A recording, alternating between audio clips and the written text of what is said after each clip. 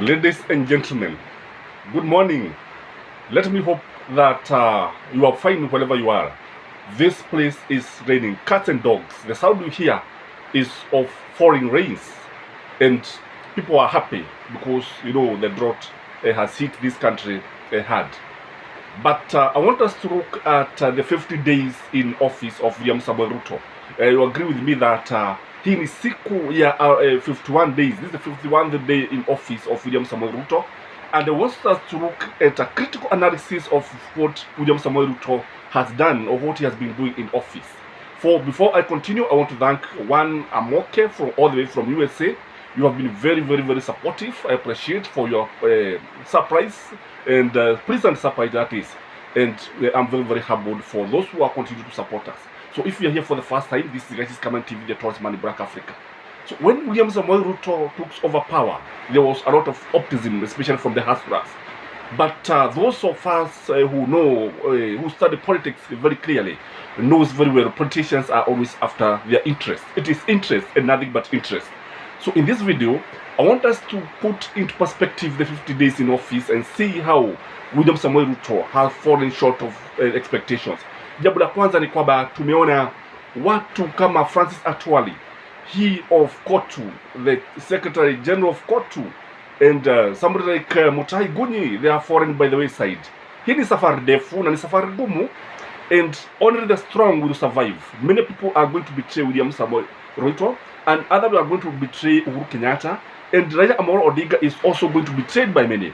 Already we have seen many people betraying William Samoei Ruto and others betraying Baba.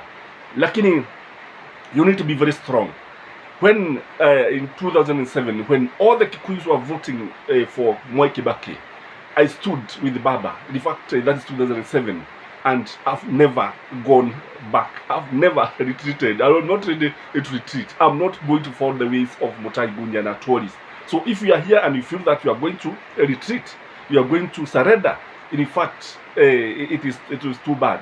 Let us travel this journey together, because we can actually support each other and we can bring the meaningful change that we want in this country. Watu kwa sababu ukiangalia Francis Atwali already is supporting that the hustlers be taxed, even the dead they should be taxed. Amekubali walipe kodi. And when you look at Mutahi Gunyi is praising the new king.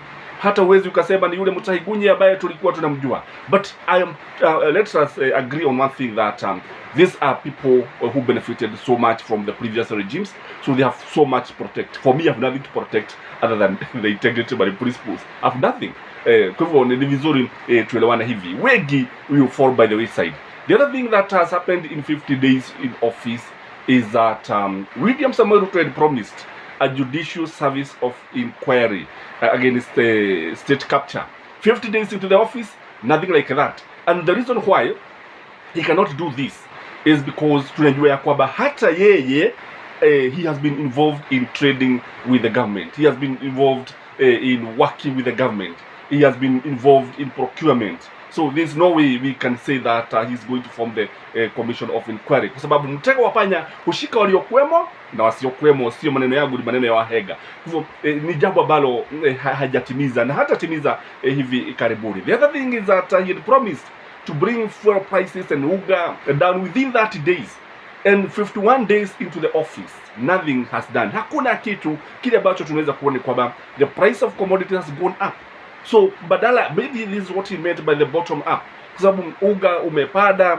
In fact, yesterday I was surprised in a supermarket that uga was selling at 250.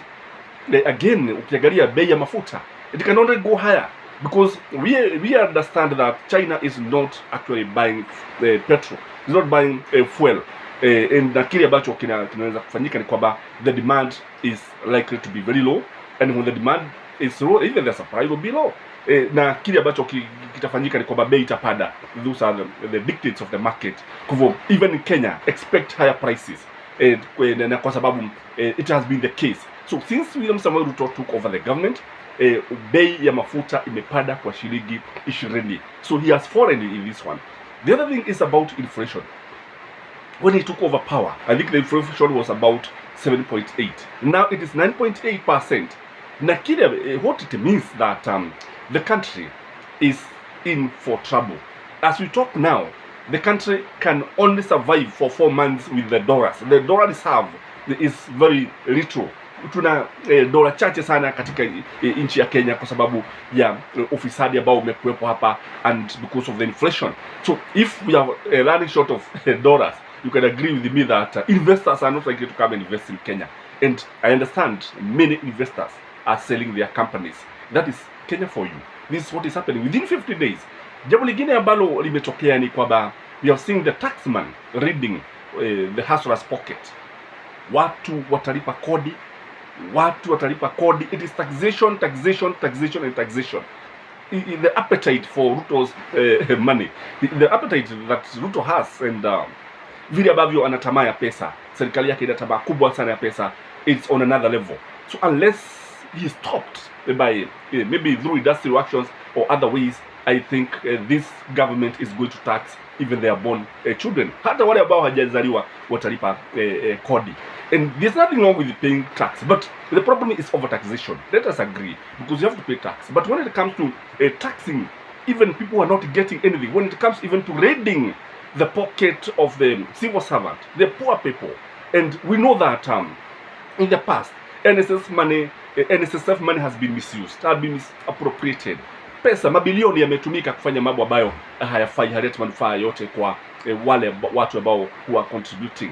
So this is what is happening within 60 days. Again, we have seen William Samoei Ruto for the last 51 days. He has been on campaign. He has been campaigning for the 2027 general elections. This is very interesting. Instead of settling down in office, badala ya kufanya kazi pale, kuwafanyia kazi watu ambao tuseme ya kwamba wanatarajia matokeo, basi tunamuona akiwa, especially every Sunday, we have seen him moving from one place to the other like a nomad, looking for greener pastures for the animals. So he's competing with the pastoralists who is moving from one place to the other, looking for pastures. Kwa hivyo naye anatafuta, akijaribu trying to capture, trying to win Baba supporters, trying to, he has been fighting Baba and Uhuru Muigai Kenyatta for the last 50 days instead of working for Kenyans. This is not what we expect. The other thing that we have seen is that we have seen a major drought in this country, never seen in many years. Na kile ambacho tunaona, we have seen an incompetent administration. Watu ambao wanashindwa kukabiliana na hali ilivyo, majaga ambayo yapo. And I want to commend Uhuru Muigai Kenyatta for the way he was able to handle the COVID-19 and the Al-Shabaab, because he won this battle and the war. And this country is a happy one because courtesy of Uhuru Muigai Kenyatta and Raila Amolo Odinga, the way they were able to handle the situation, I think William Samoei Ruto is not equal to the task. And wakati unaangalia mawaziri wake, utaona kwamba watu ambao they are not equal to the task. People cannot be able to handle this. Well, in fact, they have hit the road, but there is nobody who is inspiring in this cabinet.